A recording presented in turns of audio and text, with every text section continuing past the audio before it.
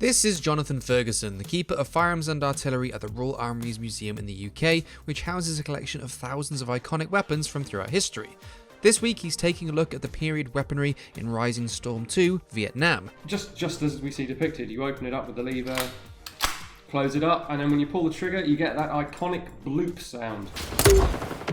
If there are any other games, guns and mechanics that you guys want to see Jonathan break down, let us know in the comments section below. Make sure to subscribe for more videos like this one, and if you'd like to help out the Royal Armouries Museum and continue to support Jonathan's work, check out the links in the description of this video. Right, over to Jonathan.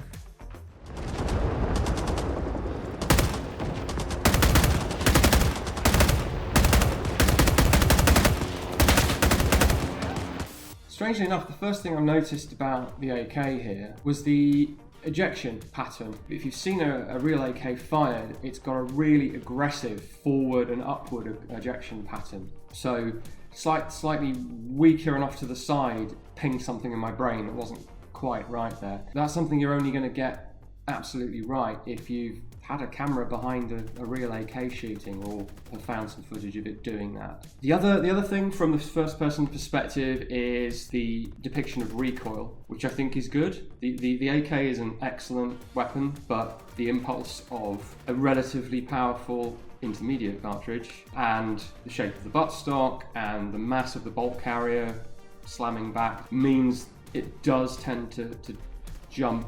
So although the AK was designed very much for automatic fire, it was 2 to 3 rounds from the shoulder. Anything more than that and it does become a bit uncontrollable. And I think that comes across well. I've grabbed an AK, not because none of you have seen an AK before, you have. This is one of my favourite objects in the collection. I've chosen this Russian Type 2, as we tend to call them, because of this on the butt. G.P. Dillon 1/7. And long story short, this belonged to Colonel Gregory P. Dillon of the 17 Air Cavalry. This is actually from Vietnam, and it's really something to hold this every time I pick it up.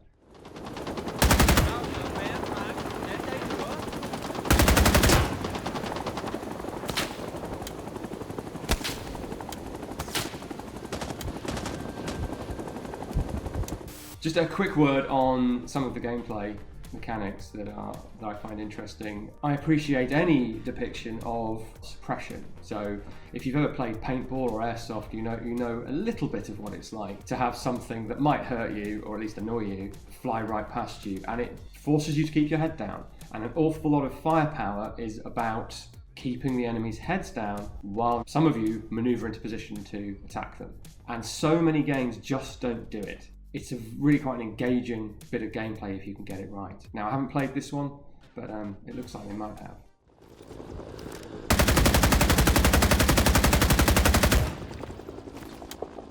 Something I didn't notice right away is the little icon that pops up where you've got your weapon resting on something. And I think that implementation of a stability mechanic might be the only one I've seen. I've played games where you press a button to sort of hook onto something, and LMGs where the bipod sort of deploys automatically if you're in the right sort of context. I haven't seen that for rifles, and it's completely, well, not completely realistic, but it's based on, of course, the real world, where if you can at all possibly steady your weapon on something, you will. The weapon is visibly more stable, less muzzle flip, and the player is able to return fire and take out the enemy. So, really impressive.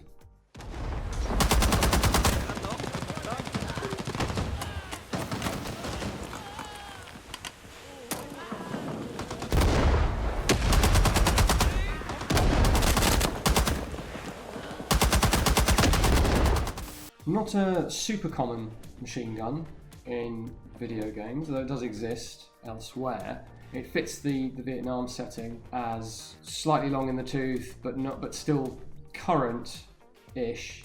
It looks to be well represented. I haven't got one handy to show you, but we do have them in the collection here. I am really intrigued by something else I've not seen done before, is the idea that you have to put the gun on something to reload it. This idea of Ramboing it from the hip, that happened. Reloading it whilst carrying it at the hip, yeah, it's probably doable, but you wouldn't. You'd rest it on the deck. Apart from anything else, you want to make yourself a smaller target while you reload. And these are big, heavy, cumbersome things. So to have an actual mechanic where one of the downsides of having a machine gun is you've got to rest it on something to reload it, thumbs up there for that one. We've also got overheating represented, which we've seen before, but normally overheating is a sort of arbitrary set period of time after which the gun just stops, which isn't really how it works. How it works is more like what we see here, where the more you fire something in a sustained way, the more adverse effects you experience before it eventually fails. And when it fails, it's down, it's gone. It's not as simple as waiting for a bar to decrease as we normally see, or maybe hammering a button to get it to somehow cool down quicker. So the idea that it's got sufficiently hot to glow red and then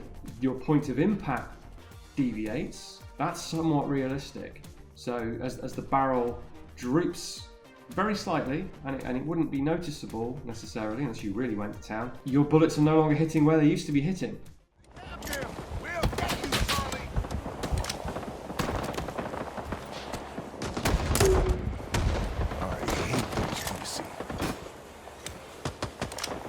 The M79 is, of course, a staple of any Vietnam setting, and of course pretty iconic from things like Terminator 2 on the fictional side of it as well.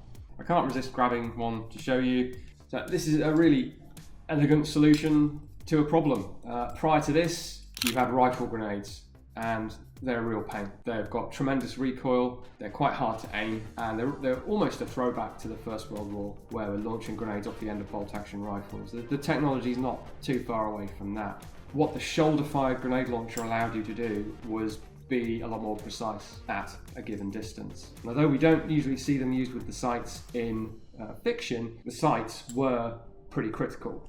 And that exact mechanic is replicated in the game, and quite excitingly, the adjustable nature of the sight is as well. So you can adjust this in 100-yard increments up to, well, not quite, up to 375 yards when you are, of course, at quite a steep angle. Just as we see depicted, you open it up with the lever, close it up, and then when you pull the trigger, you get that iconic bloop sound, which I think is really quite well represented as well.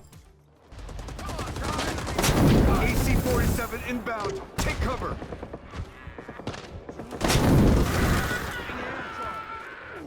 Well, now, that's a weapon that really makes one consider one's life choices, isn't it? I know I said in a previous video that flamethrowers aren't particularly tactically effective and were more of a psychological thing. Needless to say, I did not mean for the poor person who gets coated in burning fuel. It's more sort of on the open battlefield that their effectiveness falls away, and actually could be a bit of a liability for you if you're carrying this thing. Not because a shot to the tank would explode it probably wouldn't. If you've seen the old Mythbusters episode about gas tanks in cars, it's actually pretty hard to ignite fuel tanks. So that aspect of the flamethrower is as a liability is overrated, but equally it's big, it's heavy, it's clunky. You have to basically stand up and go toe to toe with a bunker. A lot of bravery required, and pretty traumatizing for everyone involved. Now it's true of all fighting, of course, but yeah, there's a reason why flamethrowers are effectively banned, although they're not actually banned, and they are still on issue to certain armed forces around the world.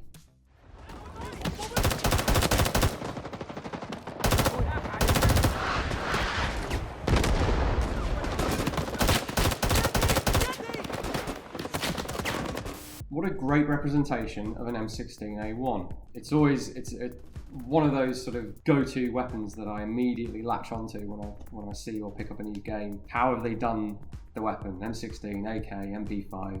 It's like the AK, it's one of those perennial, iconic firearms. And this is a really good rendition, as I say. In terms of the detail, it's got all the right features for an M16A1. Something I didn't see is any hint of unreliability that might reflect some of the realities that the soldiers had in the early years in Vietnam with this weapon. Otherwise, very good. We see the bayonet fitted at one point. These days, we're not used to thinking of AR-15 pattern weapons, M4s, M16, as having bayonets. They are still issued in the US forces, but the US Army no longer trains with the bayonet, as I understand it. The bayoneting I've seen in the gameplay footage seems a little bit off. It seems like you sort of pokey and they fall over.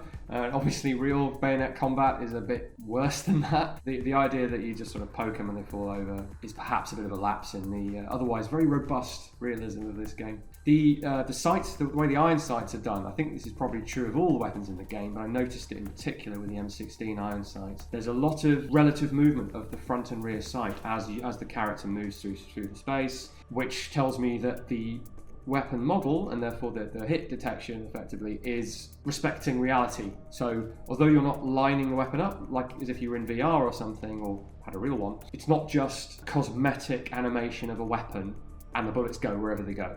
It is respecting where the muzzle is pointing, which is really important for a realistic shooter.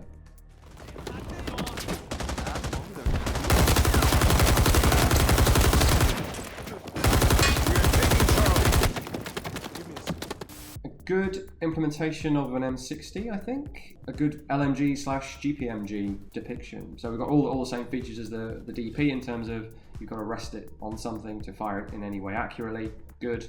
You've got to rest it on something to open the top cover, put a new belt on, close the top cover, cock it, all of that. Great. The model looks good. It's another iconic Vietnam War weapon. It's always disappointing in a shooter where LMGs and GPMGs and things look and sound the part, but they feel weak. They're doing, if anything, less damage than the equivalent rifle round, which makes no sense, of course. A machine gun is a rifle plus in the right situation, properly rested, supported and trained and all of that. So this looks like it really does nail that kind of force multiplier, if you like, of a fully automatic, full power cartridge firing weapon.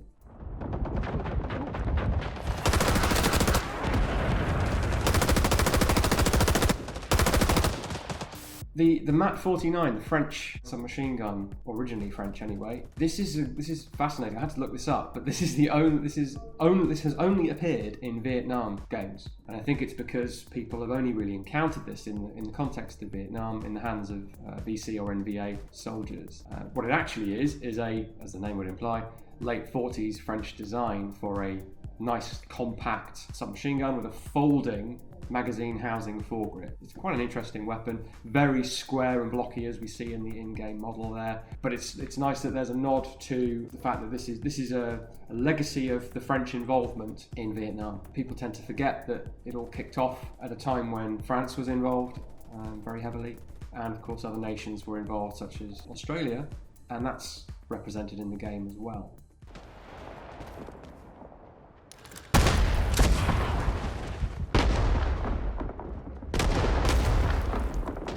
Right, the RPG-7, we've talked about it before, it crops up all over the place. What can we say that hasn't been said before? 80mm recoilless gun, effectively, with rocket-assisted munitions. We tend to call it a rocket-propelled grenade launcher. It's well done here.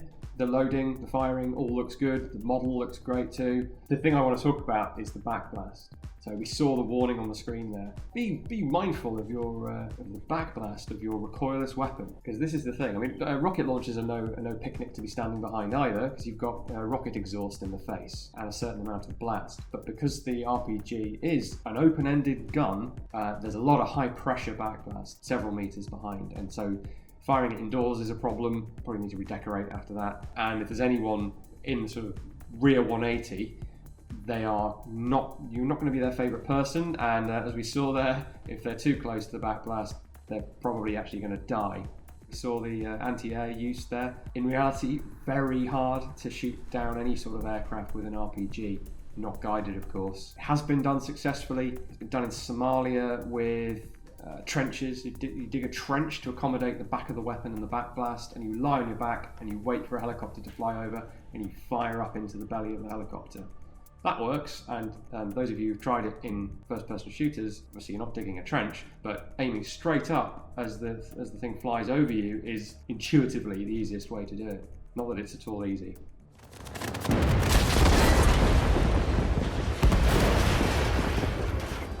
If you'd like to support the work that we do here at the Royal Armouries, both with GameSpot and over on our own channel, have a look at the video description. We have a couple of links for you in there. Otherwise, I'll see you next time.